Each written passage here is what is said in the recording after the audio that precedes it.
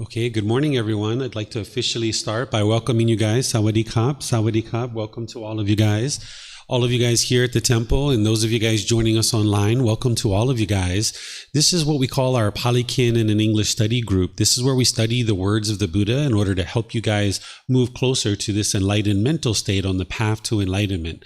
I'll explain to you how we do this program after we do our meditation, because we start with meditation at the beginning of each of our classes. So if you guys would like to join for meditation, we usually start with a chant, and I have these chants on a laminated sheet over there on the table. You can see them in the Pali language. These chants, it's not a rite, a ritual, or a ceremony or worship. It's not prayer or anything like that. It's basically a way to ease the mind into meditation and actually get more benefit out of the meditation itself. The Buddha used chanting during his lifetime in order to help his students commit the teachings to memory. So once every 2 weeks, they would recite the teachings word for word for word. So this is how chanting came about during the lifetime of the Buddha, because they didn't write anything down. It was all oral teachings.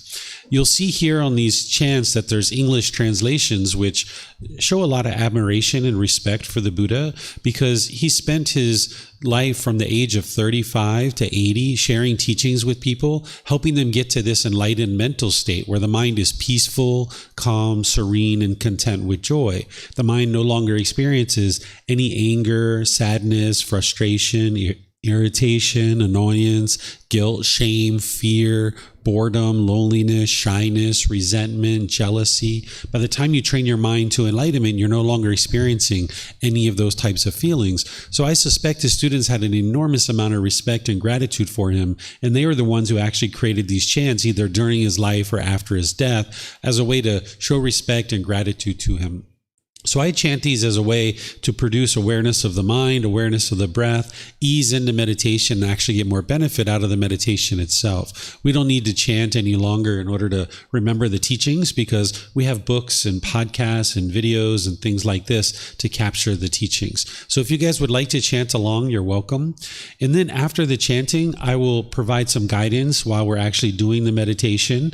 And then afterwards, after the guidance, it'll just be a period of time where we're all meditating. Those of you guys here and those of you guys online will just all be meditating together. And then we'll come out of the meditation with some chanting as well. So just to give you guys some pointers on body positioning, if you haven't meditated before, or maybe you have meditated before and you're looking for some guidance, usually you start in either the seated, lying, standing, or walking positions. These are the 4 positions of meditation. And the seated position is a common position to learn in, either sitting on the floor or sitting in a chair. You're welcome to sit in whatever way is comfortable for you. There's not just one way for everybody to sit. If you're on the floor, usually have a cushion under your rear. Even multiple cushions is fine. Some people like to put their legs off the mat. This gets the hips up in the air, and it lessens the angle at the hips, the knees, and the ankles, and it allows the circulation to flow. So once the lower body is comfortable, not painful and not luxurious, but comfortable, the next thing to do is look at your hands and arms. You'd like those to be comfortable as well. The Buddha put his right hand over his left with his thumbs together, and he put this into his lap. If this is comfortable for you, you could use it, but there's other options here as well. Remember, it's not about everybody doing it exactly the same way. It's about finding what's comfortable for you. So some people like to put their palms on their thighs or on their knees. Some people like to put their palms up. So wherever your hands are comfortable and relaxed, that way your lower body and your hands and arms don't have any muscles engaged. The upper body should be erect. This keeps the mind attentive and alert during the meditation. So if you have your upper body erect, then you can actively train the mind. Whereas if you were slouched, the mind would have a tendency to be dull or lethargic. But if you are real rigid with the upper body, the mind might have a tendency to be overactive or uptight. So by having the upper body erect, this keeps the mind attentive and alert during the meditation. So as I mentioned, I'm going to ease into meditation with some chanting, which you guys are welcome to join along with. Or if you'd like to just close your eyes and start breathing in through the nose and out through the nose, you could do that as well. And then I'll be back with some guidance.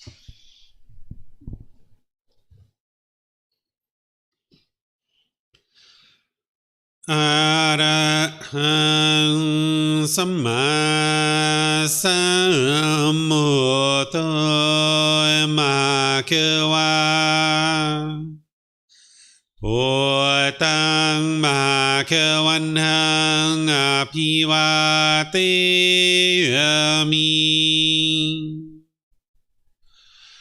Savakhato Bhagavata Dhammo Dhammang Namasami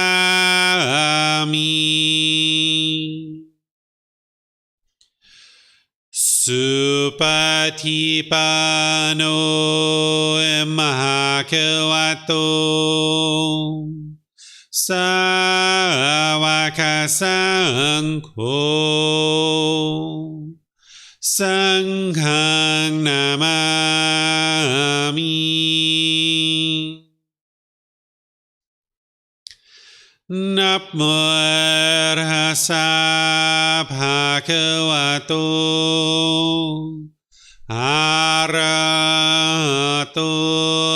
Samma Sambuddhassa Namo Tassa Bhagavato Arahato Samma Sambuddhassa Namo Tassa Bhagavato Arahato Samma Sambuddhassa Iti piso Bhagava Arahang Samma Sambuddho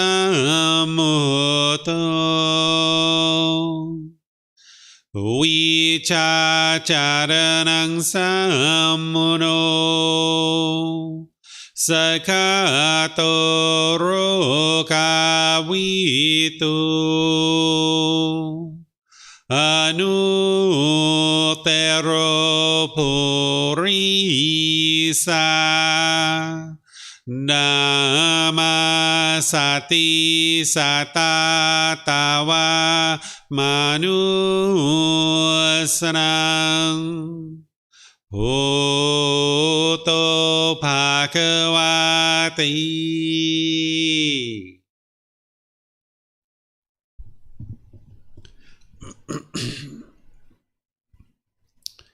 Okay, with the lower body and hands and arms comfortable, in the upper body erect, just close the eyes and start breathing in through the nose and out through the nose. Here you're just looking to establish the breath. A nice, natural, steady, consistent breath. Not forced or controlled, just a gradual inhale through the nose, experiencing the full breath.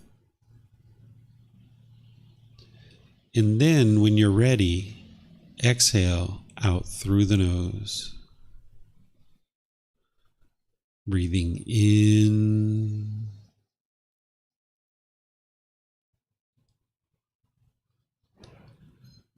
and out.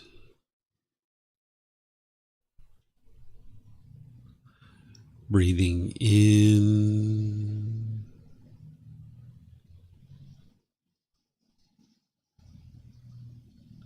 and out. Your breath may not match up with the guidance that I'm providing, and that's okay. This is your practice. I'm just here for guidance.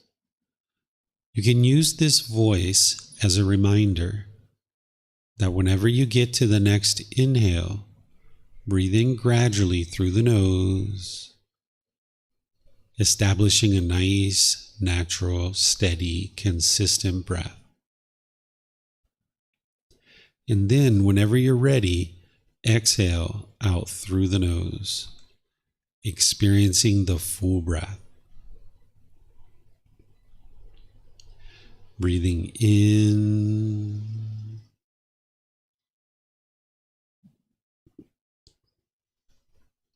and out.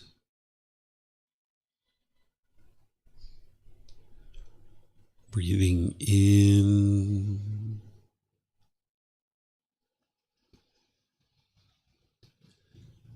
and out.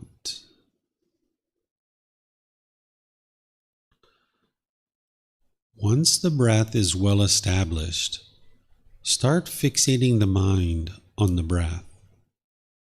Either the sound of the breath coming into the nose, or the sensation of air moving over the skin into the nose. Fixate the mind on the breath, the present moment. Breathing in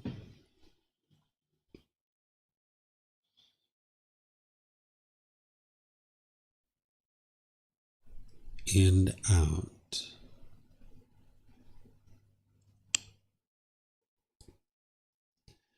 Breathing in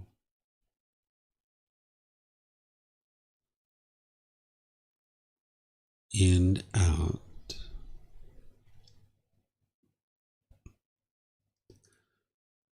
With the mind fixated on the breath, whenever you notice that the mind moves off the breath, cut that off, let it go, and come back to the breath, the present moment.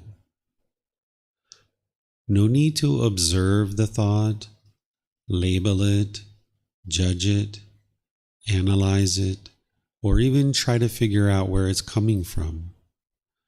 Whenever you notice that the mind is moved off the breath, cut that off, let it go, and come back to the breath, the present moment. Breathing in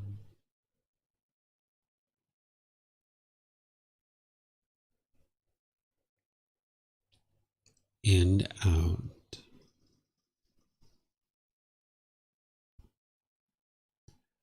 Breathing in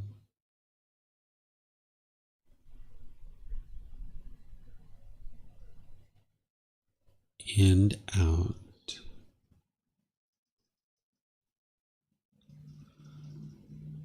I'm going to be quiet now and let you do this work of focusing on the breath, cutting off and letting go anytime the mind moves off the breath.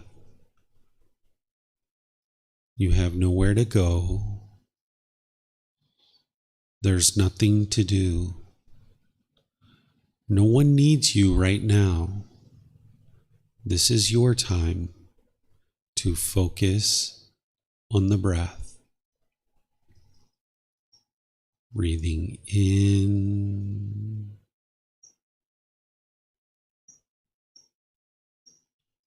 and out.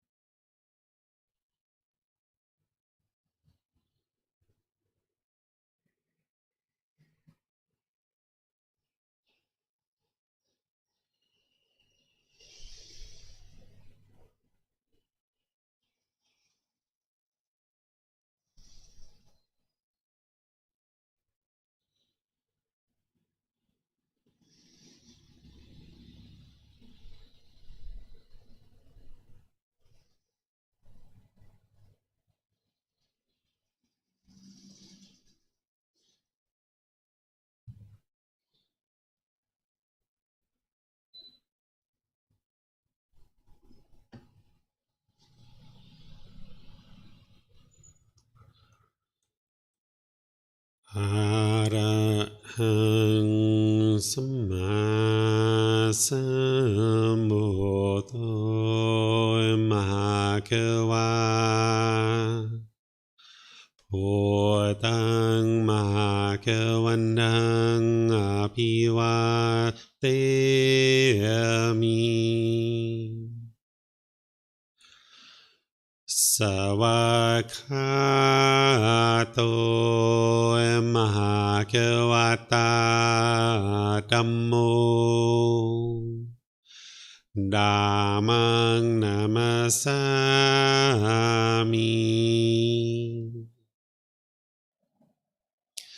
Supatipano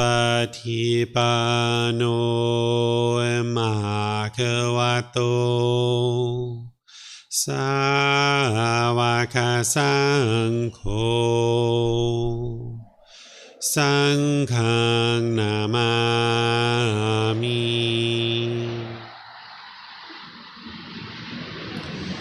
Namo Tassa Bhagavato Arahato Samma Sambuddhassa Namo Tassa Bhagavato Arahato Samma Sambuddhassa Namo Tassa Bhagavato Arahato Samma Sambuddhassa Iti piso Mahakava Arahang Samma Sambuddho Vicacaranang Sammuno Sakato Rokavito Anutero Purisa Dhamma Sati Satatawa Manusranang Bhutto Bhagavati. If you guys would like to slowly ease your way out of meditation, I'll just once again welcome all of you guys, including those of you guys that joined us since we started meditating. Welcome to all of you guys. Those of you here at the temple and everyone online, welcome to all of you guys. Today is our Pali Canon and English study group, and I'll explain to you guys what that is in a moment. But before we get into that, I thought I'd share a little bit about this meditation with you guys to help you understand how it fits into your journey to enlightenment. This journey to enlightenment and the path to enlightenment, it's to train your mind. It's not to believe a bunch of things and then hope something good happens when you die. Instead, you're actually training your mind to produce certain wholesome qualities in the mind and then to eliminate certain unwholesome qualities. And as you're doing this, you'll see more peace and joy come into the mind as you're eliminating these unwholesome qualities and arising these wholesome qualities.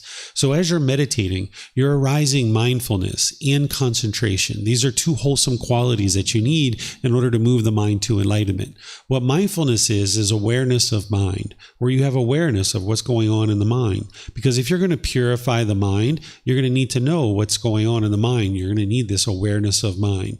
More specifically, mindfulness is the four foundations of mindfulness, which you'll learn if you ever study the Eightfold Path, which is a core central teaching of the Buddha, which is the path to enlightenment. You learn about the four foundations of mindfulness, which is having awareness of these four foundations. But when you first start, you might just think about mindfulness as awareness of mind. And you're going to need that as you go through your life. And then you're going to need concentration, which is focus and clarity, being able to focus on a single object. And And this is what you're developing and cultivating in your meditation, is this awareness of mind and this focus and concentration. And then you're also training the mind to eliminate the unwholesome quality of craving, desire, attachment. What craving, desire, attachment is this is where the mind is longing and yearning, chasing after the objects of your affection, wanting things to be a certain way, expecting things to be a certain way, not understanding that you can't get things your way all the time. The mind in the unenlightened state doesn't understand the universal truth of impermanence, that things around you are all impermanent.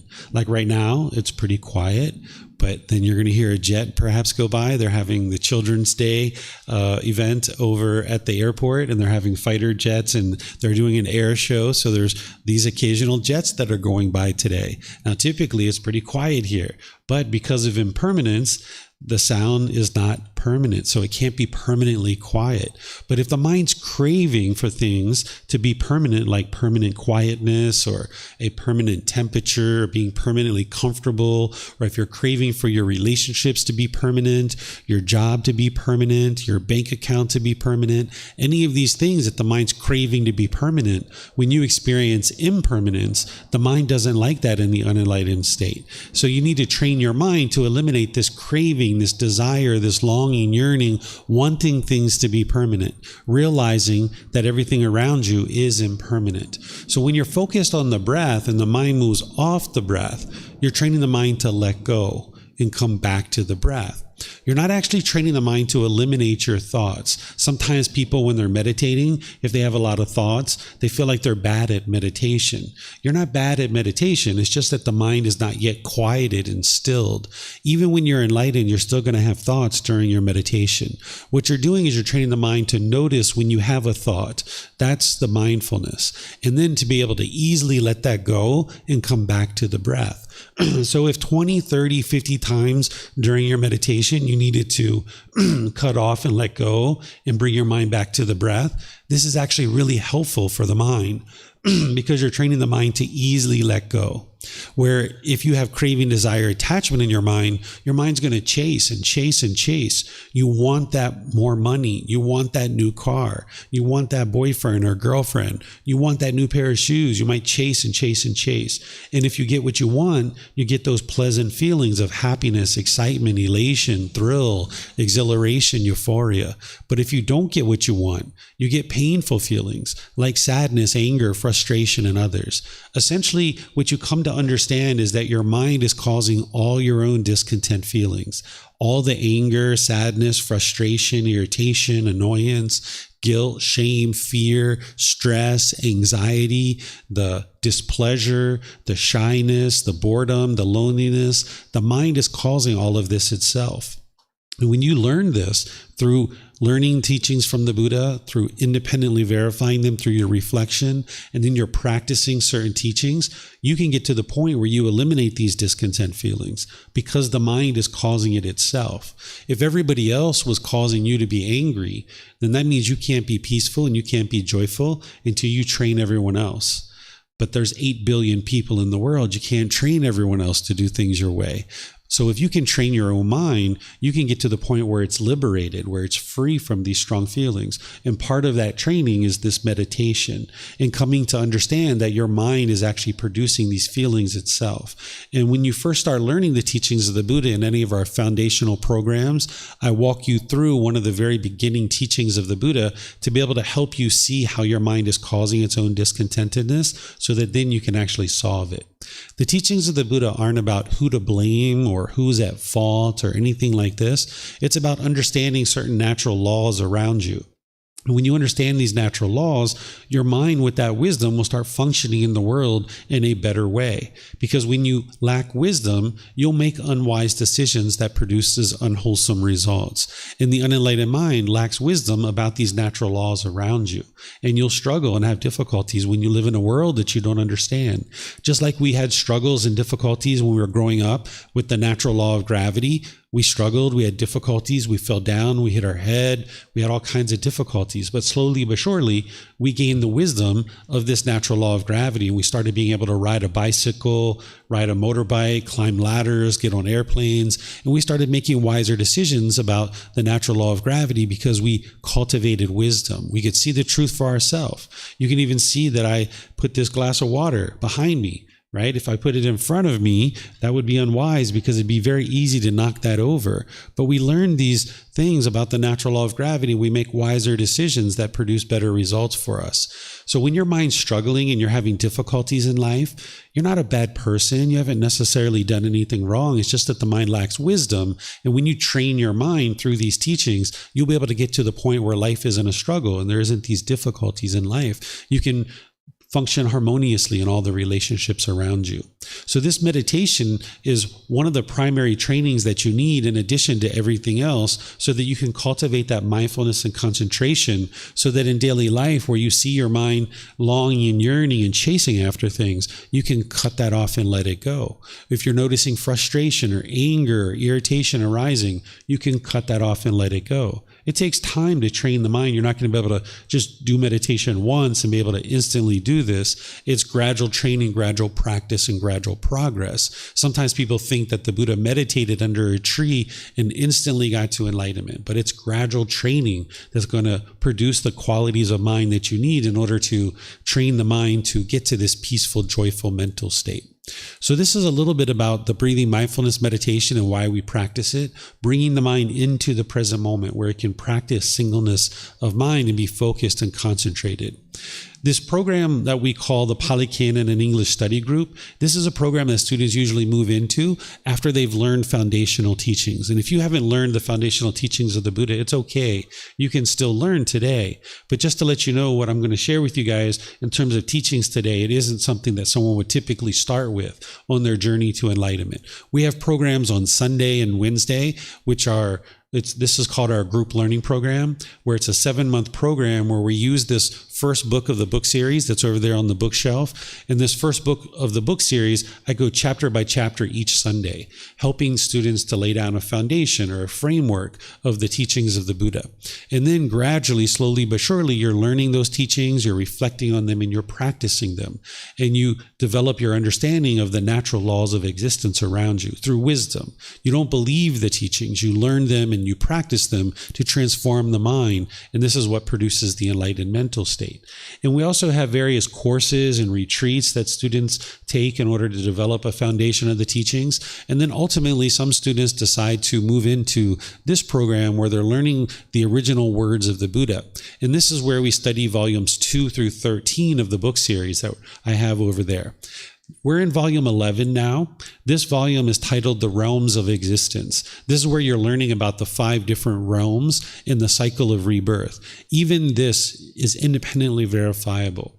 The words of the Buddha that we study today, the chapters are about the animal realm. The Buddha taught 5 different realms of existence. He taught the hell realm, the animal realm, the afflicted spirit realm, the human realm, and the heavenly realm. And these beings are existing in these various realms, and you can actually independently verify this if you understand how to do that. So you're not to believe any of the teachings, but it actually helps you to understand the cycle of rebirth on your journey to enlightenment, because as you're lifting the pollution out of the mind and your mind's becoming more pure, some people end up having communication and interaction with these beings in these other realms. And if you didn't understand these realms, you might think you're actually going crazy as you're lifting this pollution out of your mind and you start having interaction with beings from the hell realm. Well, you've had interaction with beings from the animal realm, I'm sure, from beings in the afflicted spirit realm and beings in the heavenly realm. You would potentially think you're going crazy. Or if as you were lifting this pollution out of your mind, if you started having memories of past lives, again, you might think that you're actually going crazy. So the Buddha is teaching you the true nature of reality. He's teaching you the natural laws of existence so you understand this world around you, and then it's not so scary anymore. It's not so fearful. You understand how to interact in the world. So as you're experiencing some of these things, understanding the cycle of rebirth can actually help you. So the chapters that we're going to be studying today, this isn't, like I mentioned, the place where somebody would normally start, but you can surely learn something out of today's class. But typically students will start with a foundational program.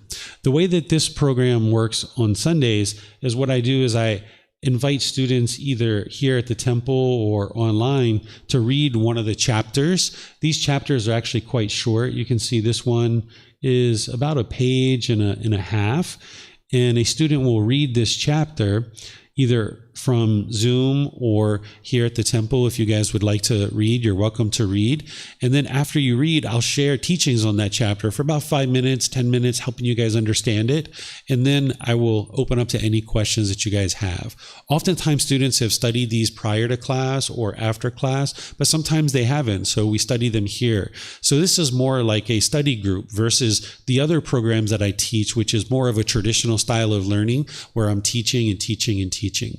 So if there's someone who would like to read this, we have microphones in this white bowl that I would ask that if you could use that. There's a little gray switch on it that you turn it on, and then we'll hear you here at the temple. And then also the people online will be able to hear you as well. And those of you guys in Zoom, if you guys would like to read, you can electronically raise your hand and I'll be able to call on you so that you can read. And as we go, you guys are welcome to ask questions either here at the temple or online. If you're in Facebook, YouTube, or Zoom, you can put your question in the comment section and I'll be able to see that. Or if you're in Zoom, you can electronically raise your hand and ask any questions or follow-up questions directly. So is there anybody who would like to volunteer to read this chapter?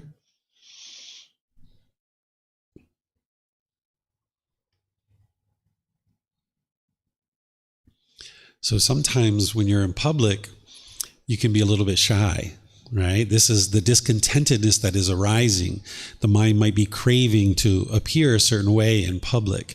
And one of the ways to train your mind to let this go is to actually put the mind in the situation that it doesn't want to be in. So sometimes people's like, oh, I'm not going to volunteer.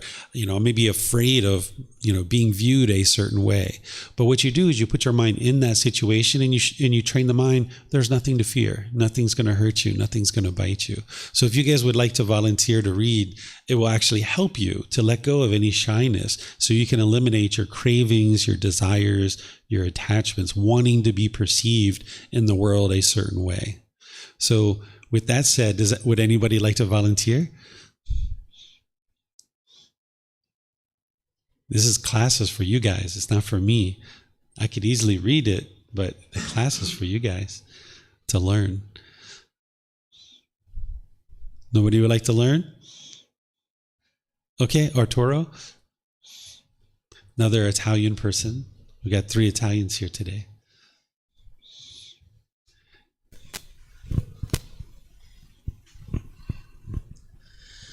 The serpents. Now at that time, a certain serpent was troubled about his birth as a serpent. He was ashamed of it, loathed it. Then it occurred to that serpent, now, by what means could I be freed quickly from birth as a serpent and get back to the human realm? Then it occurred to that serpent, these ascetics, son of the Sakyans, are teachings farers, even farers, Brahma farers. They are truth speakers. They are of moral habit, of good conduct.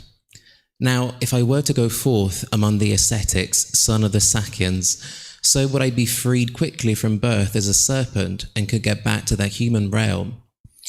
Then that serpent, in the form of a Brahman youth, having approached the monks, asked for the going forth. The monks let him go forth. They ordained him. Now, at that time, that serpent, together with a certain monk, was living in a dwelling place on the edge of a town. Then that monk, getting up in the night towards dawn, paced up and down in the open air. Then that serpent, confident that the monk had gone out, fell asleep. The whole dwelling place was full of the snake. His coils were protruding through the windows. Then that monk, thinking, I will enter the dwelling place, opening the door, saw the whole dwelling place full of the snake, his coils protruding through the windows. Terrified at seeing this, he let out a cry of distress. Monks, having run up, spoke thus to that monk, Why did you, venerable sir, let out a cry of distress? Venerable sirs, this whole dwelling place is full of a snake. His coils are protruding through the windows. Then that serpent, having awakened because of this noise, sat down in his own seat. Monks spoke thus: Who are you, friend? I'm a serpent, honored sirs. But why did you, friend, act in this way? Then that serpent told this matter to the monks. The monks told this matter to the perfectly enlightened one. Then the perfectly enlightened one, on this occasion, in this connection, having had the community of monks come together, spoke thus to this serpent: Indeed, you serpents are not liable to growth in these teachings and discipline. You, serpent, go away. Observe the observance day precisely on the 14th, 15th, and 8th day of the half month. Thus you will be freed quickly from birth as a serpent and get back to the human realm. Then that serpent, thinking, it is said that I'm not liable to growth in these teachings and discipline, pained, troubled, shedding tears, departed, having let out a cry of distress. Then the perfectly enlightened one addressed the monks, saying, Monks, there are these two cases of observation of a serpent's true nature: when he indulges in sexual intercourse with a female of his own species, and when he falls asleep in confidence. Monks, these are two cases of observation of a serpent's true nature.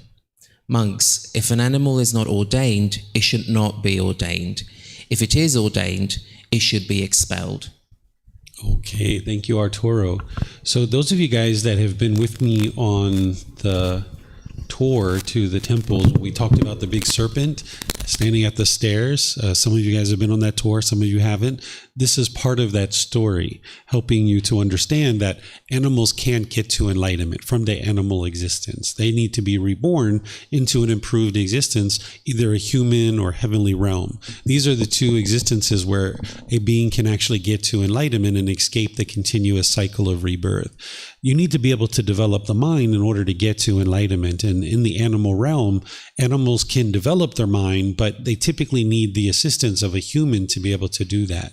But they can develop it even on their own to a certain degree, and they can ultimately be reborn into the human realm. All of us here in the human realm have most likely been in this animal realm at some point in time. You can see this in the way that the mind functions in the unenlightened state. We oftentimes function very much like an animal. When an animal is experiencing something, like say they have a certain food and they don't want to share their food, if another animal comes around, they will growl and they will roar. They will try to put fear into this other animal so that nobody takes their food. Human beings essentially do this in the unenlightened state. If they have certain food and they don't want to share, they might, right? They might talk bad to somebody. They might be grumpy or irritable to somebody. If you look at animals, animals will mark out their territory with scent, either like urine or scent of their body. And then if somebody comes into their territory, again, they will roar, they will growl, they will be upset.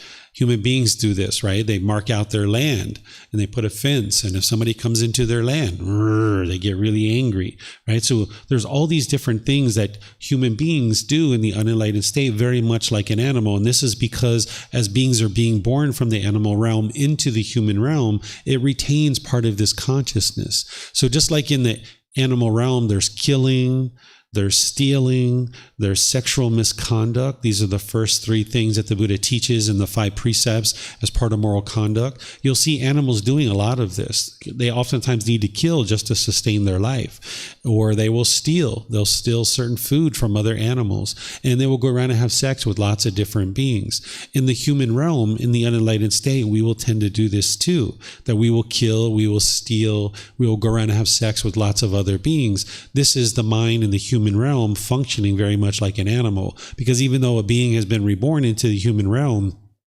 their consciousness is conditioned from being in those countless animal existences. So even though the mind is a human consciousness, it has conditioning from our animal existences, and we function very much like an animal in the human realm. We aren't animals. Some people will say that human beings are animals, but we're not animals. We're human beings. But the unenlightened mind can function very much like an animal if it has certain pollution in the mind. But when you're purifying the mind on the path to enlightenment, it's to become a better and better human being so that you can function more and more as a wise human being. And this will help you to experience better results in your life. Because when we're functioning in unwise ways, we actually function potentially like an animal and we experience unwholesome results. So in this human realm, if we kill, we'll experience unwholesome results. Or if we steal, or if we have sexual misconduct, animals are experiencing that too. That's one of the reasons why they're being reborn countless times in the animal realm. But in this human realm, we can cultivate our wisdom and we can get to the point where we realize that it's unwise to kill, that we realize it's unwise to steal. We realize it's unwise to have sexual misconduct, and we can function differently. But in the animal realm, they're not able to actually do that. So that's why the Buddha is saying here that the animal is unable to advance in the teachings, that here it is, indeed, you serpents are not liable to growth in these teachings and discipline, meaning they can't get to enlightenment in the animal realm. They need to be able to get this improved rebirth into the human realm in order to actually produce the ability to get to enlightenment. So the Buddha is ultimately saying down here, he's sharing this guidance with his students that if a animal has been ordained, meaning somebody has ordained them as a monk, the Buddha is saying this person or this being should not be ordained. They should be disrobed essentially, and they shouldn't be ordained because they can't actually get to enlightenment as an animal. So he's teaching this and helping the students to understand it. So this particular chapter and all these books, the way that it's structured is you have the words of the Buddha here. You have a reference to where this actually came from. The original source teachings of the Buddha are captured into 45 different volumes of books. So you can actually go back to the original source and see where this came from.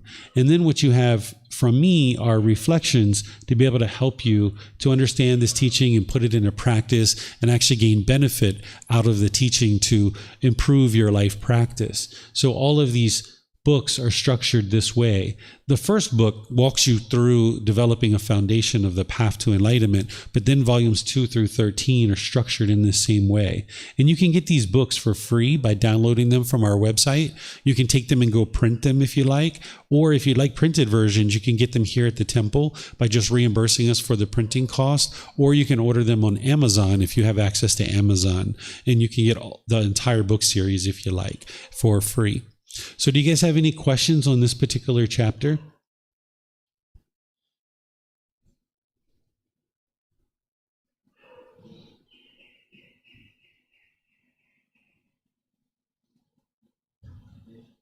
Yeah, you have a question?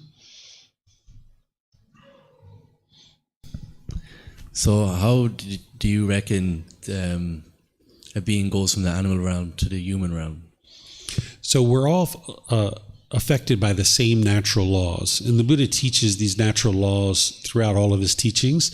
And the way that it's determined whether you experience a rebirth or not is based on the condition of your mind at the time of death. And it's the same thing for an animal. So, for example, if you have craving, desire, attachment, this mental longing and strong eagerness in the mind at the time of death, that means there's rebirth, because craving, desire, attachment is the fuel that causes rebirth, that longing, yearning, the mind holding on to this world.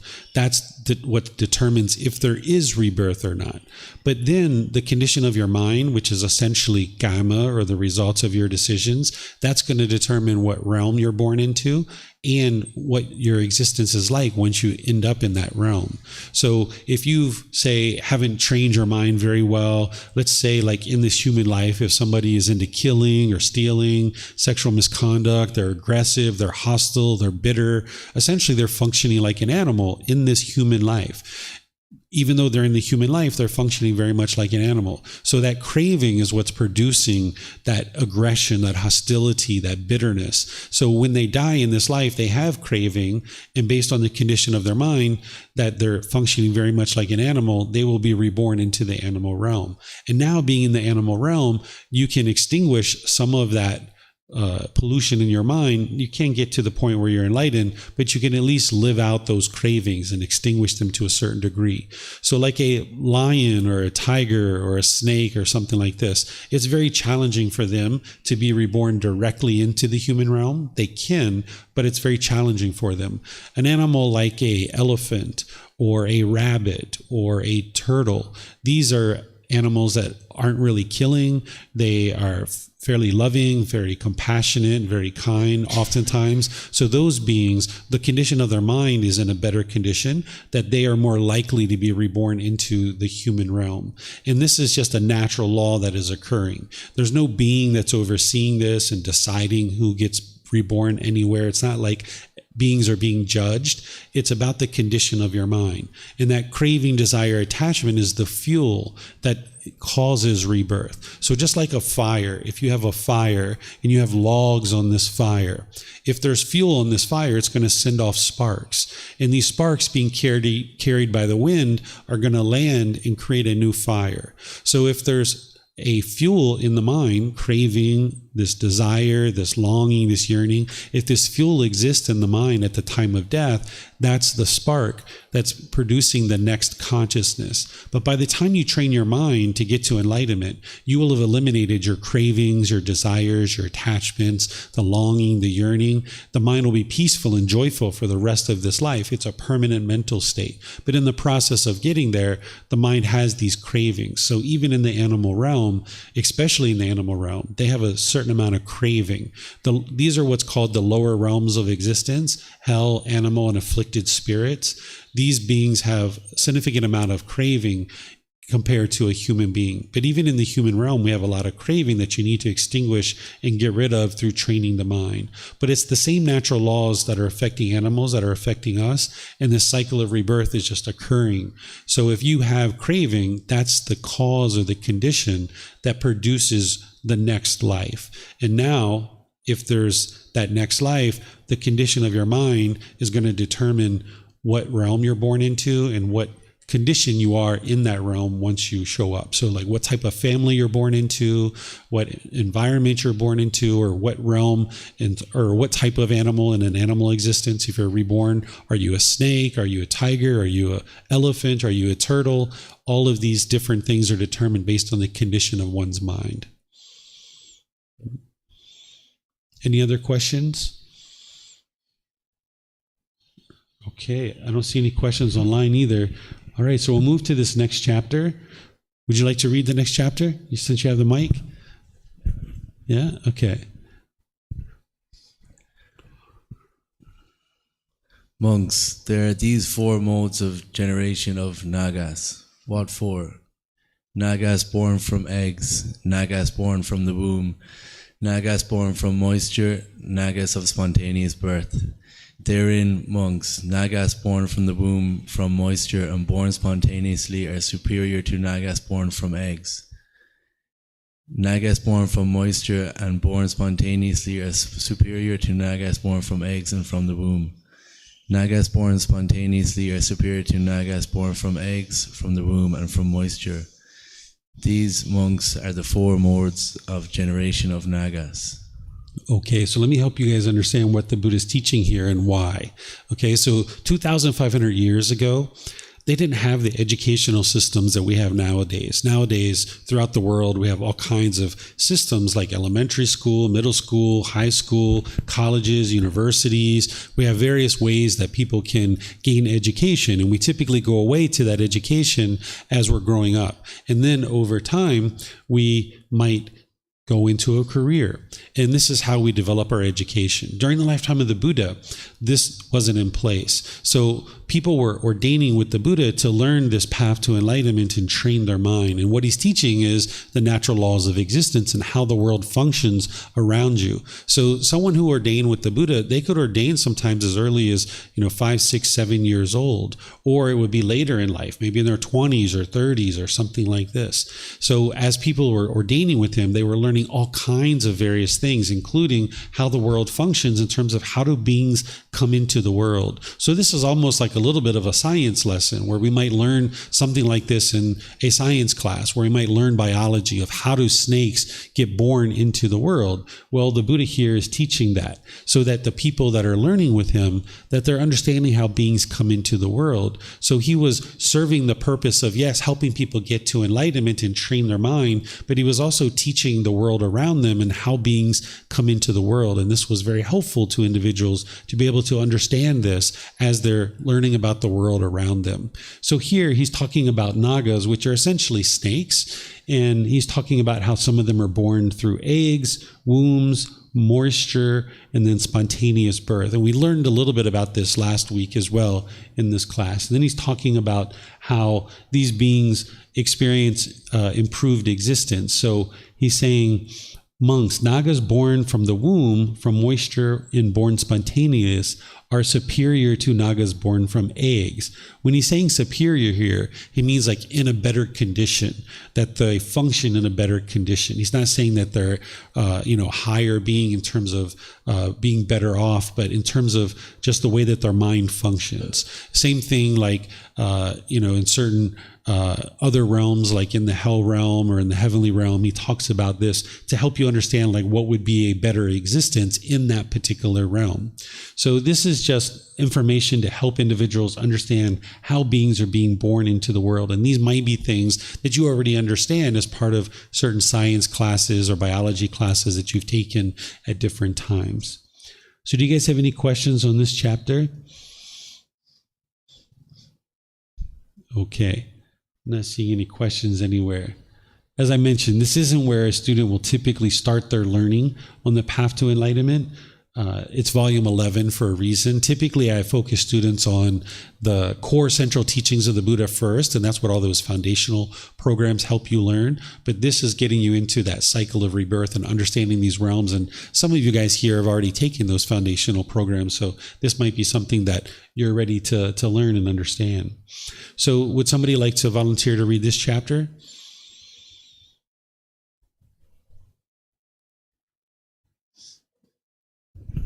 Gonna go for it? Okay. Here, monks, some egg-born nagas think thus. In the past, we acted undecidedly in body, speech, and mind. Having done so, with the breakup of the body after death, we were reborn in the company of egg-born nagas. If today we practice good conduct of body, speech, and mind, then with the breakup of the body after death, we shall be reborn in a happy destination, in a heavenly world. Come now, let us practice good conduct of body, speech, and mind. This, monk, is the cause and reason why some egg-born nagas here absorb the upasata and relinquish their bodies. Okay.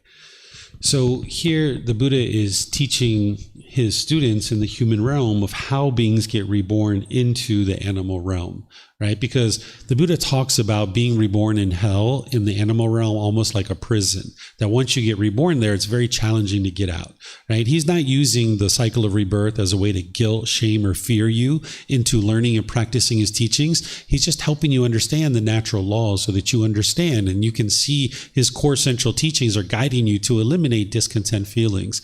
He's not guiding you to this existence in heaven, even though he's mentioning heaven here. That's not the ultimate goal of his path. The ultimate goal of his path is to train your mind in this life so you can get to the peace and joy in this life. Sometimes people teach you to believe a bunch of things, and then when you die, something good's going to happen when you die. But that's not the way the teachings of the Buddha are.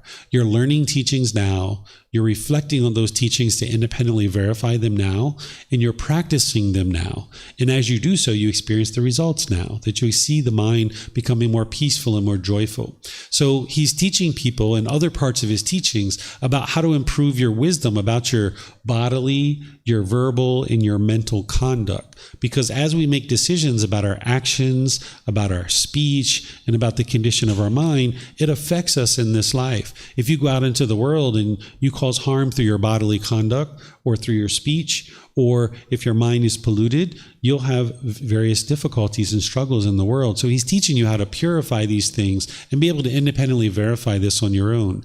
The Buddha already got to this peaceful and joyful mental state. He didn't need to force anybody or pressure anybody to learn and practice his teachings. He knew he had discovered the truth of how to train his mind to get to this peaceful and joyful mental state. So from the age of 35 to 80, he was helping people learn how he actually accomplished that. And he didn't use force or fear or guilt to help you eliminate guilt, shame, and fear, right? He's not going to use guilt, shame, and fear to help you eliminate guilt, shame, and fear. And part of the path to enlightenment is not to put expectations on people, not to control people and try to force others to do things your way. That's not the way you get to enlightenment. So when you read chapters like this, where he's talking about these kinds of things, he's not trying to guilt, shame, and fear you into doing anything specific. He's just helping you understand those natural laws where you can understand that it's your bodily, your verbal, and your mental conduct that's going to determine the results that you experience in life. And if you study all the other core teachings of the Buddha, by the time you get here, you start to understand like, oh, okay, I see this improvement that's happening based on all the other things that I've learned. And now I understand one of the reasons why is because I'm not interested in being reborn back into an animal existence. Because being in an animal existence, you're going to be killing, you're going to be stealing, you're going to be having lots of difficulties. This is one of the reasons why animals have such a short lifespan, because they're making so many unwise decisions that they die very early, where human beings tend to live a lot longer because we're making wiser decisions. And this is the natural law of Gotama. We're like a snake, they maybe live for 10 years, 20 years. A lion, their lifespan is somewhere between 8 to 12 years. They will typically die because they're killing so much. Also, you'll see that natural law here in the human realm too. In the human realm, if you kill a lot, you'll end up having a shorter lifespan. This is why people who go off to war oftentimes die in their 20s or 30s. They die very early. Or if you're like a serial murderer, it's very likely that you get murdered too. Like when you go to prison or something, someone might actually murder you. So you end up having a very short lifespan if you kill, for example. This is part of the natural laws. So all the natural laws that the Buddha is teaching, you can actually verify that. So here, he's just explaining how individuals get reborn into the animal realm, into this being of being a Naga. And it's based on one's body, speech, and mind, the decisions that you're making in this existence.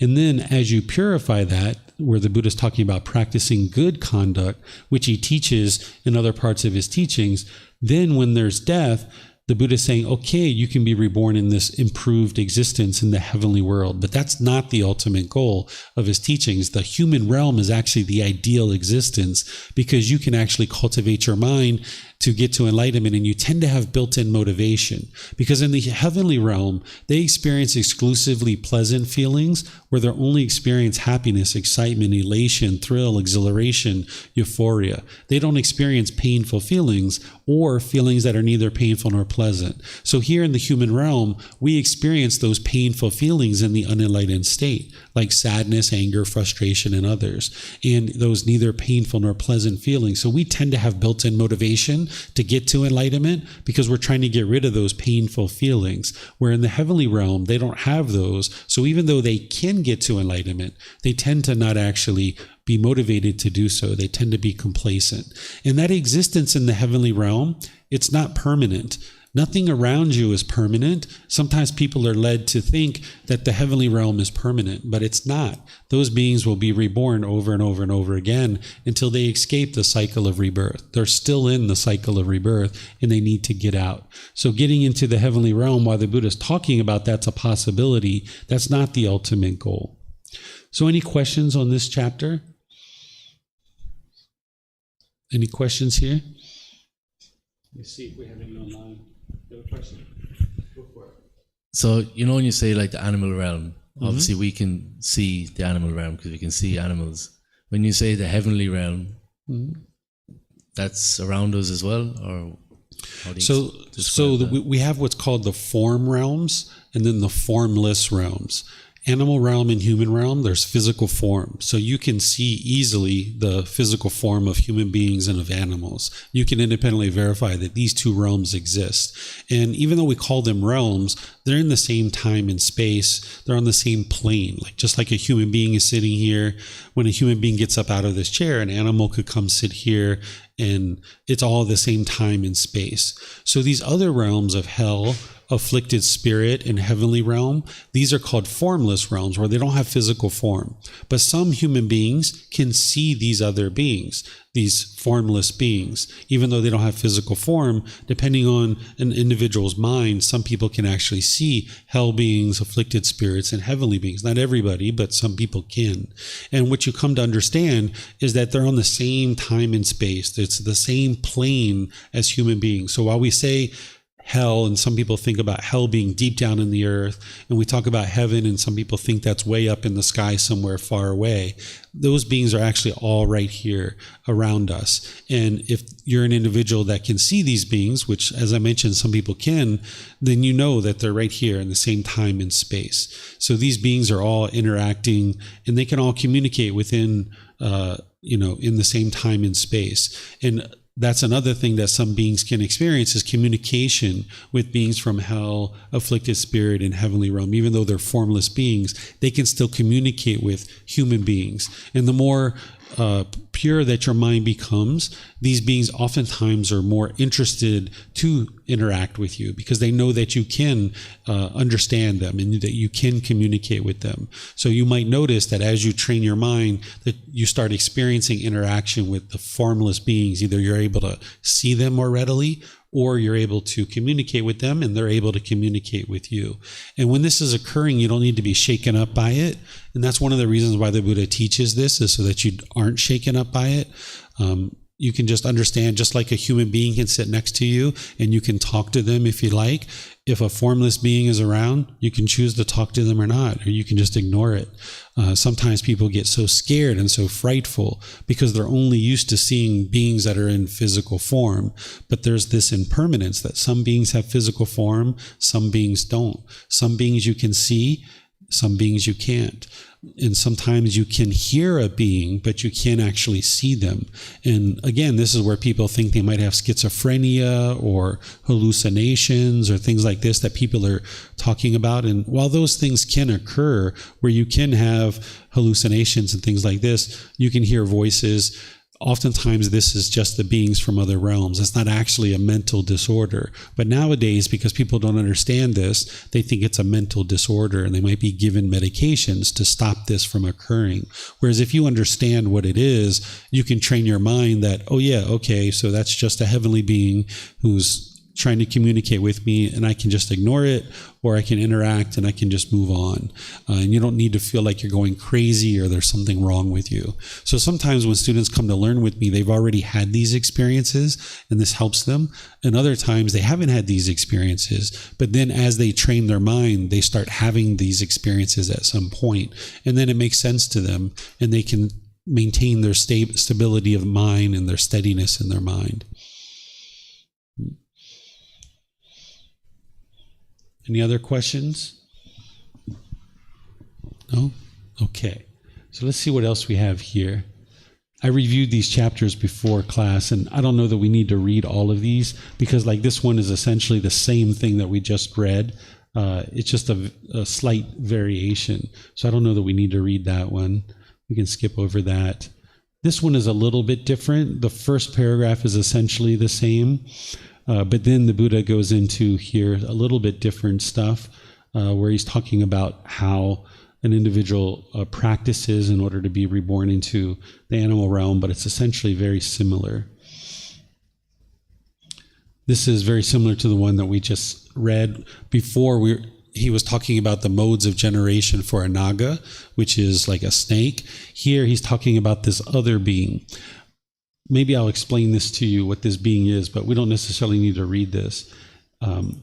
So 2,500 years ago, there were beings that existed that don't exist today.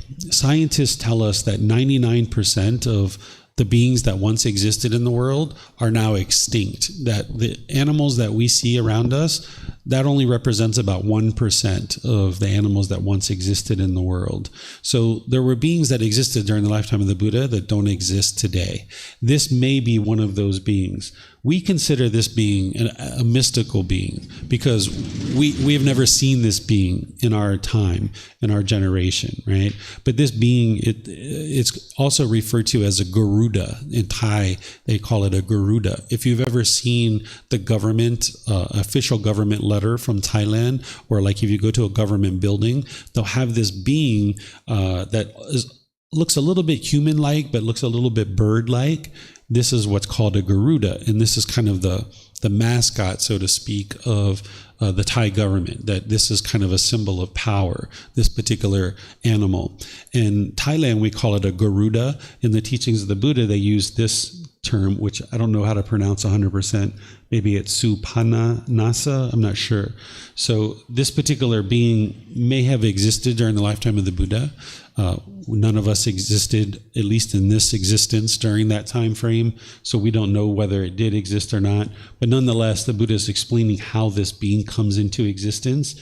This particular being in the Nagas are like enemies of each other, are rivals of each other. So the snakes or the Nagas and this particular being, which is like a bird-like creature, they're kind of at odds with each other, and they're against each other. So that's why you see this here. And the Buddha is talking about how these beings come into existence through eggs, womb, moisture, and spontaneous birth, which is essentially what we just studied related to the snakes or Nagas. Let's see. And now this is a very similar chapter, but related to this particular being instead of the Nagas. Very similar to what we saw earlier. And then once again, this is another chapter that's very similar, just a different type of being. So we don't need to read that. Maybe we'll read this one. This is chapter 39, and we only have one more after this. If somebody would like to read this is helping you to understand how one reappears as a dog or as an oxen, how you get reborn into those existences. Is there someone who would like to read this?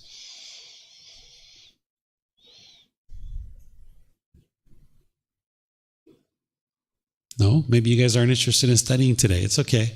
We can end class here if you like. Yeah? But before we go on, could I ask you to explain what spontaneous birth is? Yeah, so this isn't something that people have oftentimes seen or experienced for themselves. This would be like in a formless realm, just spontaneous birth, where there's no egg, there's no womb, there's no it's not through moisture. Like moisture is like a dead corpse. Like if you have larvae being born due to the moisture in a dead corpse, that's what moisture born is. So spontaneous birth is that none of those things exist. It's just spontaneous and formless, typically. But here the Buddha is talking about how animals can be reborn that way as well. I've never witnessed that for myself. I've never seen it for myself, so I haven't independently verified that. But it's not something that you have to independently verify in order to train your mind to eliminate anger, sadness, frustration, irritation, annoyance, all those discontent feelings. So sometimes when you're studying the cycle of rebirth, there are certain pieces of it that is helpful to understand, but the level of depth that the Buddha teaches on the cycle of rebirth, you wouldn't have to understand every last little detail of that in order to get your mind to the enlightened mind. But spontaneous is like sudden, without any physical thing that's occurring. But here he does refer to it as animals can experience this. And there's another chapter where he even talks about humans can experience spontaneous birth. Potentially, yeah. An oxen is like those animals that are oftentimes used to pull in agriculture. It's not a cow, but it's like a very strong being that is oftentimes used for pulling or plowing and working on a farm.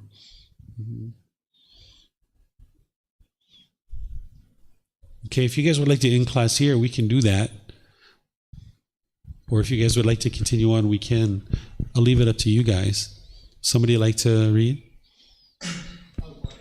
Okay, Devinder? All right, go for it. You can do some beatboxing on the microphone. Yeah, I think so. Okay. So, to reappear in the company of dogs, to reappear in the company of oxen. Venerable Sir, this senior is a naked dog duty, ascetic who does what is hard to do. He eats his food when it's thrown to the ground. He has long taken up and practiced that dog duty. What will be his destination? What will be his future course? Enough, Puna, let that be. Don't ask me that. A second time and the third time, Puna, the ox duty ascetic asks the perfectly enlightened one the same question. Here, Puna, some develops the dog duty, fully and uninterruptedly. He develops the dog habit fully and uninterruptedly. He develops the dog mind fully and uninterruptedly. He develops dog's behavior fully and uninterruptedly. Having done so, on the dissolution of the body after death, he reappears in the company of dogs. But if he has such a view as this, by this virtue or observance or asceticism or holy life, I shall become a great, good or some good God. That is wrong view in this case. Now there are two destinations for the one with wrong view. I say hell or the animal realm. So Puna, if this dog duty succeed, it will lead him to the company of dogs. If it fails, it will lead him to hell. When this was said, Senya, the naked dog duty ascetic, cried out and burst into tears. Okay, let me explain what's happening here. So what the Buddha is describing is that if you function like a dog in this human realm, then you're going to be reborn as a dog after this life. If you understand about these various realms and how beings function in those realms, you can see human beings that function very much like a being from hell, or very much like a being from the animal realm, or very much like a being in the afflicted spirit realm. And you can even see human beings that function very much like a being in the heavenly realm. The more you understand these realms, and that's one of the reasons why the Buddha is teaching what is experienced in these various realms, you can confirm this for yourself that these realms exist. You can interact with these beings, like I mentioned earlier when we were talking, and you can also see beings in the human realm that function very much like this. So here, this individual Puna, who is a student of the Buddha, is asking the Buddha questions about, how one is reborn in the as a dog in the animal realm. And the Buddha is saying, hey, don't ask me that question, because the Buddha knew that this person was going to have difficulties with the answer. So the Buddha says to him, 3 times, don't ask me that question. But he kept asking it. So eventually the Buddha decides to answer it. Right? He's like, okay, he keeps asking me the question, I'm going to answer it. Because this is a craving. If somebody's like, hey, let's not talk about that. And you're like, no, I want to talk about it. Come on, let's talk. This is your own craving. And one of the ways to extinguish a craving is to fulfill it. So as a teacher, sometimes a teacher might say, yeah, it's probably not wise to discuss that at this particular time in your development. But if a student keeps pressing and pressing, eventually a teacher might say, okay, well, here's the answer. And the Buddha didn't answer him because he knew it was going to lead to this crying, that essentially what this student discovers is that he's functioning like this, and that he's going to be reborn into the animal realm as a dog. That's the whole reason why he gets upset, because of his own cravings, his own desires. The Buddha didn't cause him to be upset. The Buddha didn't cause him to cry. It's this individual's own mind that's experiencing that based on his own cravings and desires and attachments. So that's the reason why the Buddha suggested to him that he doesn't ask this question, because he knew that he was going to have problems with the answer, but he kept pressing.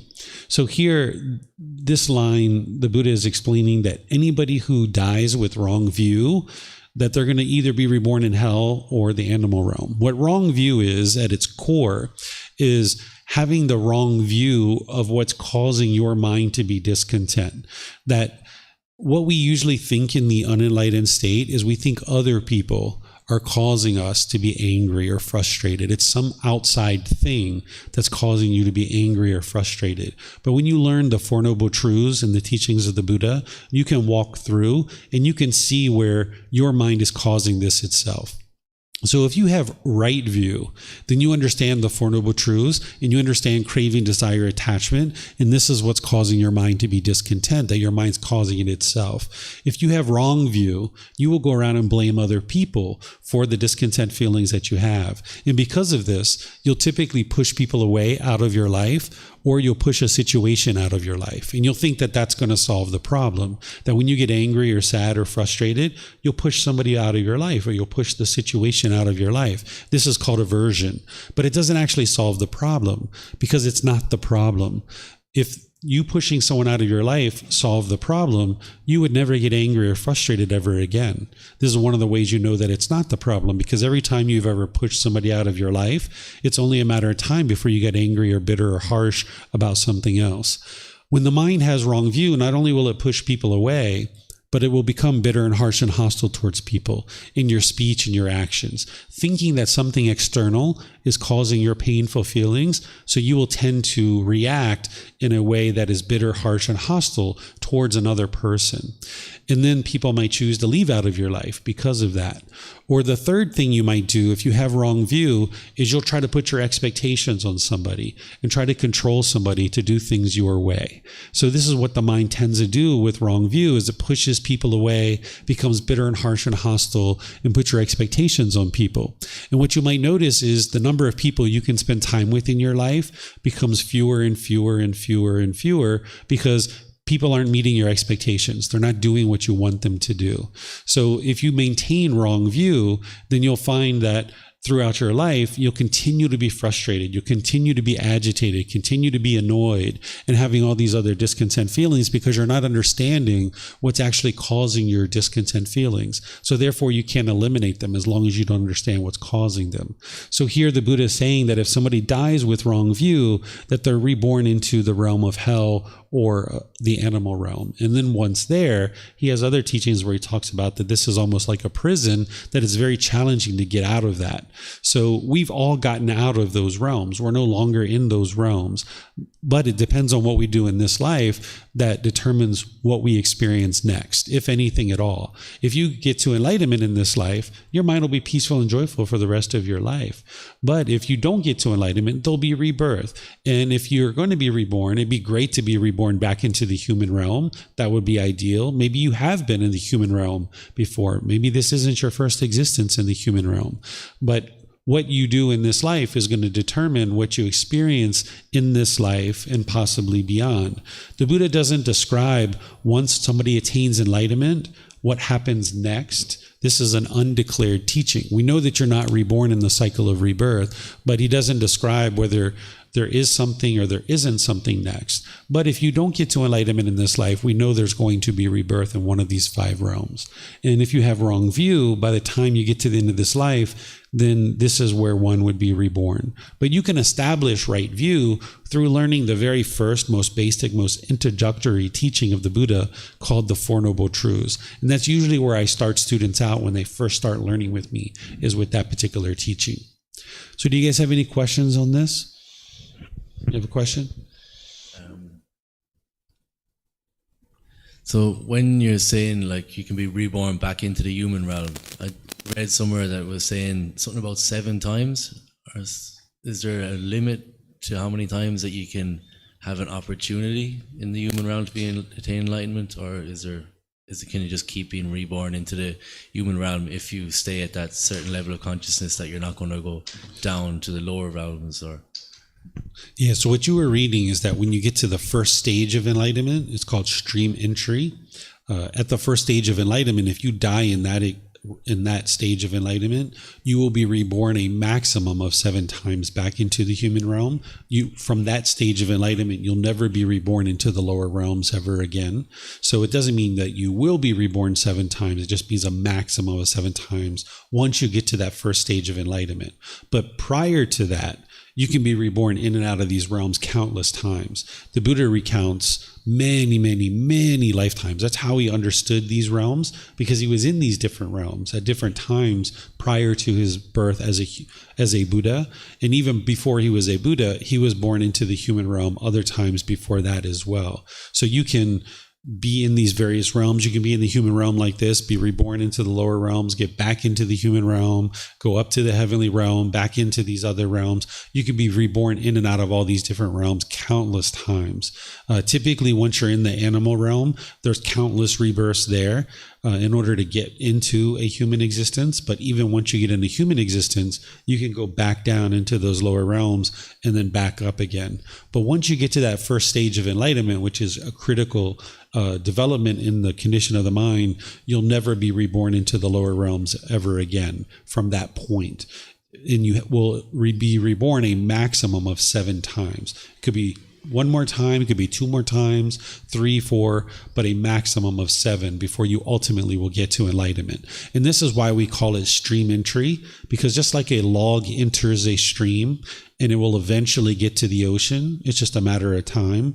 By the time you get to the first stage of enlightenment, you're going to get to enlightenment. It's just a matter of time, either in this life or some future life. So you can be reborn in and out of these realms countless times. But getting to that first stage of enlightenment is really it's like getting to base camp of Mount Everest, right? Like you're going to get to the summit most likely. And you have all the equipment, all the ability to get to the summit, but some people don't, right? Some people go back down the mountain and they don't continue on to the summit. But the way that this path works is that if you get to that first stage of enlightenment, you will get to enlightenment. It's only a matter of time, either this life or some future life. Yes, ma'am. Yeah, we have plenty of mics. You guys can share them around. Yeah, the highlighted part makes me think, then why there's still so many people in this world? Because I doubt there are many people die with the right view. Mm-hmm. And I guess there are more people die with wrong view, more with wrong view than right view. Then why there are still so many people in the world?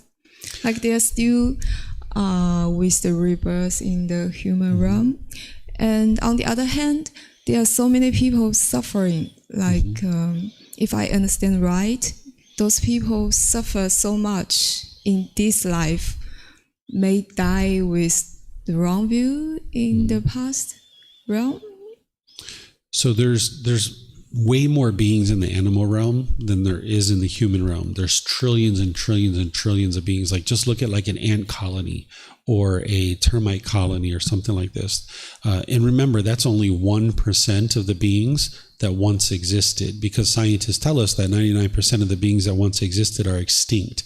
So as the animal realm has shrunk, the human realm has expanded. This is what we would see, right? So that's exactly what we see in the world. This is one of the ways that you can confirm that this cycle of rebirth is true, that as we see more and more animals dying, we should see an expansion of beings in these other realms if this cycle of rebirth is true. And that's what we're seeing, is that human beings are expanding, animals are shrinking. And now, with these teachings being in the world, more and more human beings have the ability to get to enlightenment and escape out of the cycle of rebirth. There's trillions of beings waiting in the animal realm to be reborn into the human existence, way more than in the human realm. We only have 10 billion people 8 billion people in the human realm, but in the animal realm, there's so many more than in the human realm. So in the human realm, you have the ability to cultivate right view and establish right view, but oftentimes beings don't. So they are oftentimes reborn back into these lower realms. Animal realm is just one of those realms. They can be reborn into the hell realm or into the afflicted spirit realm as well. And it's because of one's own mind that they're experiencing what you're describing as suffering, and I would describe as discontentedness. Once you cultivate the wisdom of what's causing this suffering, then you can eliminate it. But so many beings in the world, they lack wisdom, and they're more content to go around the world and blame other people for what their mind is experiencing. But when you cultivate the wisdom and you can see that your mind's causing these feelings itself, then you can actually eliminate them and get to the freedom and the peace and the joy of the enlightened mind. But for most people, these teachings, they don't necessarily have access to them. A lot of places in the Western world, these teachings don't exist. So people are really struggling in the world. A place here like Thailand, where it's quite peaceful and quite joyful, they have access to these teachings. So you see a lot of peacefulness here in this country, and in other Buddhist countries as well. You'll see a lot more peacefulness when you compare it to what you see in the Western world. So as more and more beings learn these teachings, not necessarily this specific teaching, but the Buddhist teachings in general, the world will become more and more peaceful. And that's one of the things that I'm working on, is bringing the teachings into the English language so that more and more people in the English-speaking world can get access to them. So more and more that individuals can get to more peace and more joy. And as each individual chooses to get to peace and joy, then as a collective world, as a collective humanity, then the world will become more and more peaceful and more joyful. But this takes many generations to occur, that it can't just happen in 5 years or 10 years. It takes many generations for these teachings to spread throughout the world. Then did you mean that the human, like in this world, may also consist those like with the past life of animal, and they I don't know how to say, they just rebirth into human in this world? Because I still think like the people who get enlightenment is less than the people die with wrong view. So there should be like less and less human in the world, unless like there are also many animal rebirths. The reason why the human realm is expanding is because the animal realm is shrinking. Those beings have to be reborn somewhere. So as the animal realm is shrinking, they're going to be reborn somewhere, either in hell, afflicted spirits, human, heavenly realm, or back into the animal realm. So it makes sense that our human realm is expanding because we see the shrinking of the animal realm. This is understandable based on the cycle of rebirth.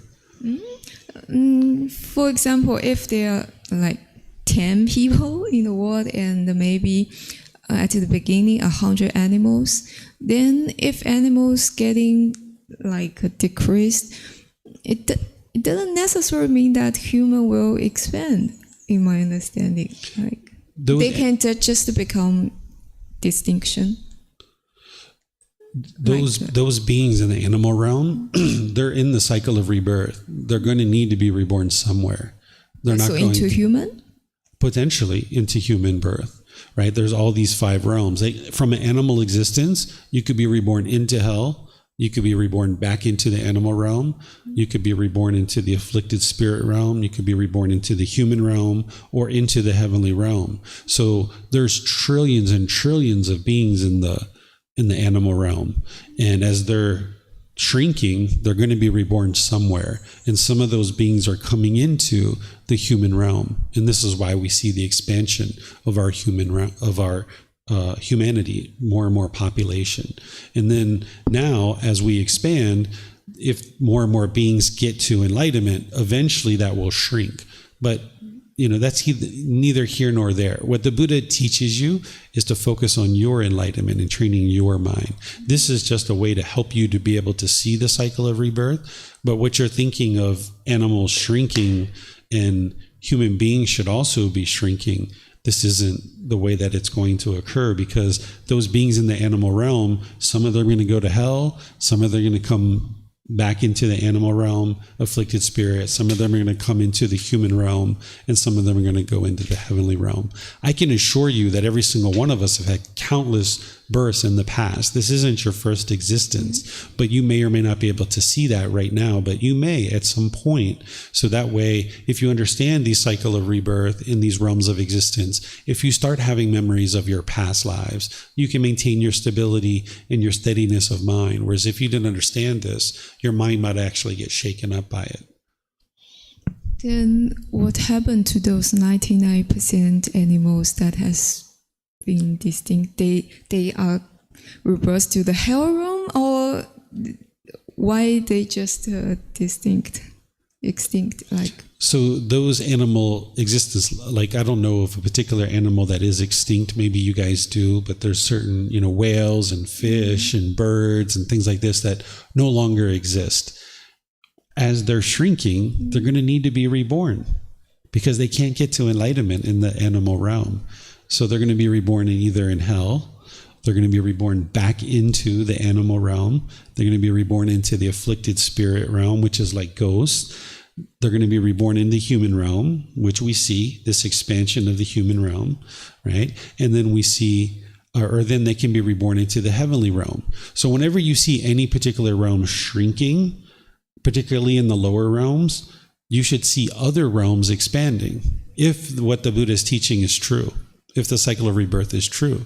Because those beings in the animal existences, they can't escape the cycle of rebirth. So if what the Buddha teaches is true, then we would see exactly what we're seeing, which is as one realm is shrinking, we would see the other realms expanding. Now, if the human realm was shrinking and none of the other realms were expanding, this could mean that more and more people are getting to enlightenment, right? But when we see an animal realm shrinking, which is a lower realm, those beings can't get to enlightenment, then we should see if this is true, everything that the Buddha teaches, even though he's not teaching it all and just in this one discourse. But if you understand what the Buddha teaches about the cycle of rebirth, when one realm is shrinking, like a lower realm, like the animal realm, you would see the other ones expanding. And that's exactly what we see. And that's one of the ways to confirm that, yes, the cycle of rebirth is true. But that's just one of many ways to confirm it. so it will be a good thing to see humans shrink, but no other animal species expand. It's a good sign. That would be a very good thing. Human beings are not permanent. Oftentimes we think that human existence, humanity has to continue, and individuals are craving and holding on to the world. But human beings on this planet aren't permanent. Nothing around us is permanent.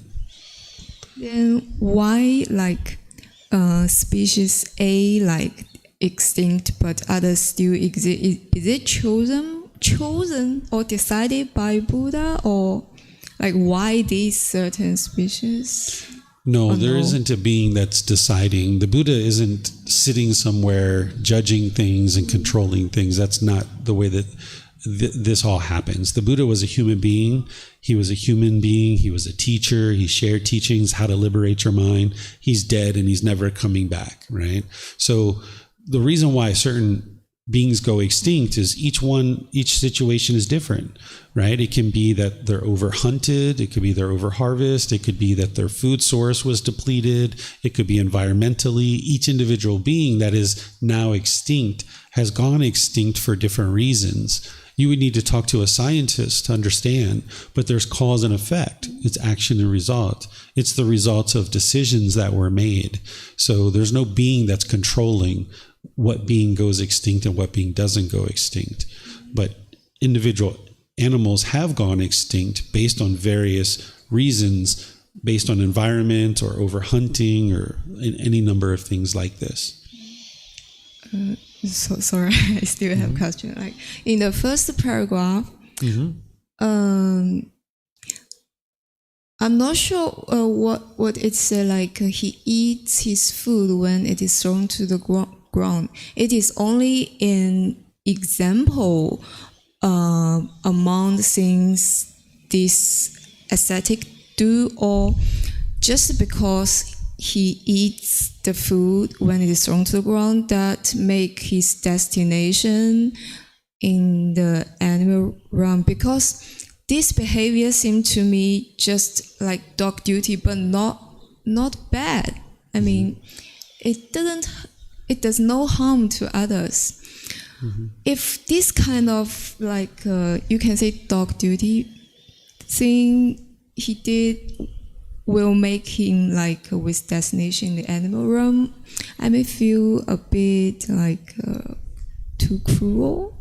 Like another example is, for example, if one is very obedient to everything, like he may have his own opinion, can it be seen as like a dog duty thing? Will this make him like with the reverse into animal realm? Yeah, so the way you're reading this and the way that you're understanding it is you're thinking like, okay, just because he eats food that was thrown to the ground, that's the reason why he's being reborn into the animal realm. But it's not what you're saying? No, it's my question, like it's just an example, right? Or it's just only this behavior that causes his destination. Okay, so I understood you correctly. So it's not that it's just this behavior. It's not like you do a certain thing and therefore you're going to be reborn in the animal realm. It's based on the condition of one's mind. So if somebody's doing what the Buddha is describing here, it's not that this is a bad thing and you're now a horrible person and because you ate from the ground, you're going to be reborn in the animal realm. It's based on the condition of the mind. If an individual is doing these things, then there's certain cravings, certain desires in the mind, certain longing, certain yearning. This is indicative of what else is going on in the mind. It's not that you do this one thing and therefore you get reborn into a certain realm. It's based on the condition of an individual's mind. And this is just one indication of the condition of an individual's mind. It's not that one particular act is going to land you into the animal realm. It's based on the condition of the mind. Thank you. Mm-hmm. You have a question?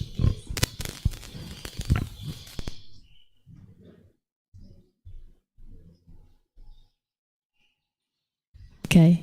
So is it wise to interact with lower realms, like animal, or if you can see hell realms? Like, is it wise?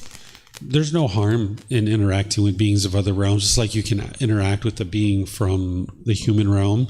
There's no harm in doing that if you understand how to do that without experiencing any influence from those beings. Because the hell beings and afflicted spirit realm, for example, they're trying to influence individuals to do unwise and unwholesome things. Where beings in the heavenly realm, they're influencing beings to do wholesome things. But ultimately, it's your decision.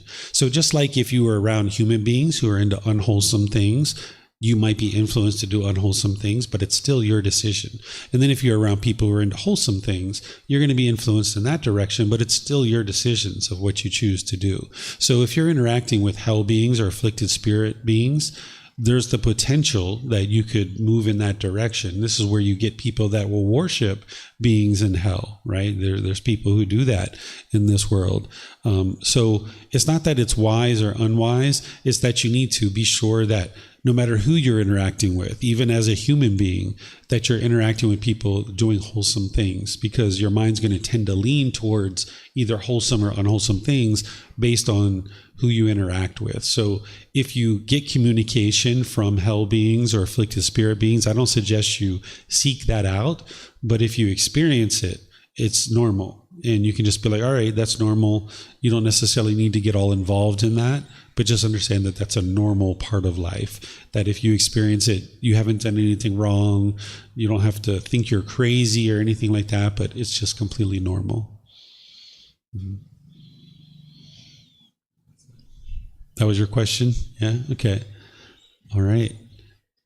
So this next one here is essentially the same thing, but just the oxen.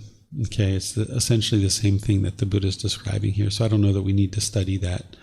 This cycle of rebirth for students who are just starting, oftentimes it's like really far out there. It's like, hold on a second, I haven't even learned maybe the teachings of the Buddha to a little small degree. Like getting into this is oftentimes much more down the road. I have students that have been learning with me for multiple years, and they're studying these kinds of things because they've already seen so much progress with all the other teachings of the Buddha, and now they're ready to learn this. So that's why this is volume 11 for a reason. Usually students have been learning with me for 1.5 years, 2 years by the time they get to this point. So none of you guys here have been learning with me that long, except my son over there.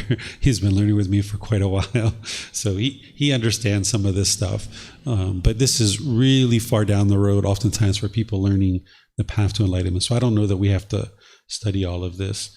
Let me see what this last chapter is for today. And you can see the words that I'm sharing here, that you guys can read all of that if you would like to learn more. Let me see. The vast plain of misery. Yeah. This, we can actually read this. This, I think, if I remember correctly, this one talks a little bit about extinction of creatures. So would somebody like to read this one? This one also talks about the vast number of beings in the animal realm. Can I read it? Yeah. Okay. Monks, suppose a man were to cut up the grass, sticks, branches, and foliage in the Jambudvipa, one of the great continents, and collect them into a single heap. Having done so, he would impale the large creatures in the ocean on the large stakes, the middle-sized creatures on the middle-sized stakes, and the small creatures on the small stakes. Still, monks, the gross creatures in the ocean would not be exhausted even after all the grass, sticks, branches, and foliage in this Jambudvipa had been used up and exhausted. The small creatures in the ocean that could not easily be impaled on stakes would even be more numerous than this. For what reason? Because of the narrowness of their bodies. So vast, monks, is the plain of misery. The person who is accomplished in the view, freed from the vast plain of misery, understands as it really is. This is discontentedness. This is the cause of discontentedness. This is the elimination of discontentedness. This is the way leading to the elimination of discontentedness. Therefore, monks, an effort should be made to understand this is discontentedness. An effort should be made to understand this is the cause of discontentedness. An effort should be made to understand this is the elimination of discontentedness. And an effort should be made to understand this is the way leading to the elimination of discontentedness. Okay, thank you, sir.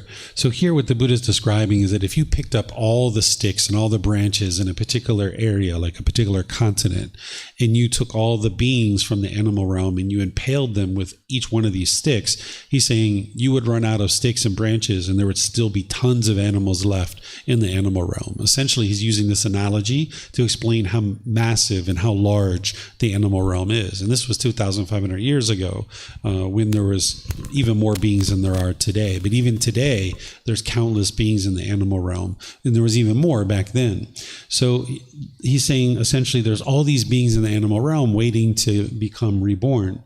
And then he's saying, okay, the way to get out of this plane of misery, what he's talking about is the lower realms of existence, is to understand the Four Noble Truths. That's what he's talking about here.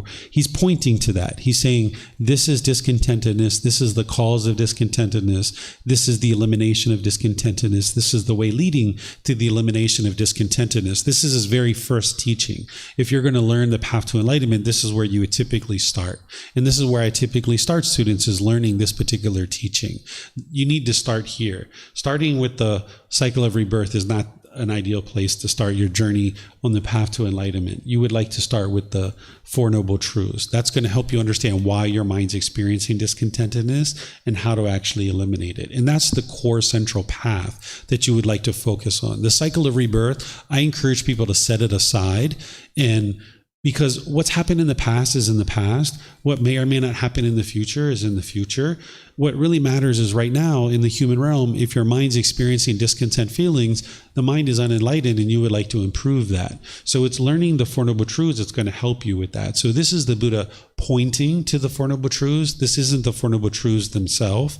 You would need to investigate them in detail, with the guidance of a teacher to be able to help you understand. And you would like to use the words of the Buddha and somebody who understands the Four Noble Truths to be able to walk you through it so that you can independently verify what's causing your discontent feelings so that then you can eliminate them. And that's what's going to help you to establish right view and escape this plane of misery that the Buddha is talking about. Because what he's saying here is that somebody who's freed from the plane of misery, what he's talking about here is somebody who's in the first stage of enlightenment. That by the time you get to the first stage of enlightenment, you're freed from the lower realms. You're never going to be reborn into the lower realms ever again. So you either come back into the human realm or you'll get to enlightenment in this life. And he's saying, in order to get to that, you need to know the Four Noble Truths. So that's why a person is usually starting with the Four Noble Truths as the very first teaching. Even during the lifetime of the Buddha, he talks about how he would start a student with the Four Noble Truths first. And then he would help them learn moral conduct and mental discipline. So that's what I do too, typically. So any questions on this one?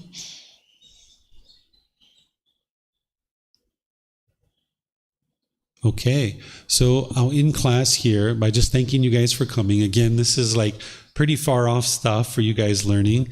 So if this isn't really connecting with you, or maybe it is very interesting, some people find this very interesting, then great, wonderful. I'm here to help students to learn all the teachings of the Buddha, and the cycle of rebirth is part of that. And as I mentioned, those are the reasons why, so that you don't feel like you're going crazy when you start interacting with the cycle of rebirth. Right now, you might not have the wisdom to verify some of these things, and that's okay. But as you progress on your journey, you can see more and more evidence to be able to see this as 100% the truth of what's really going on. People believe that they only have one life. They don't have actual independently verifiable evidence other than the fact that their mind may not be able to remember their past lives. But as you start looking and you peer into this, you can actually confirm this as 100% the truth. It just takes time to be able to do that. But that's not something that's really going to be needed early on in your journey to enlightenment. So I encourage you to focus on the three universal truths, the Four Noble Truths, the Eightfold Path, the 5 precepts, meditation training,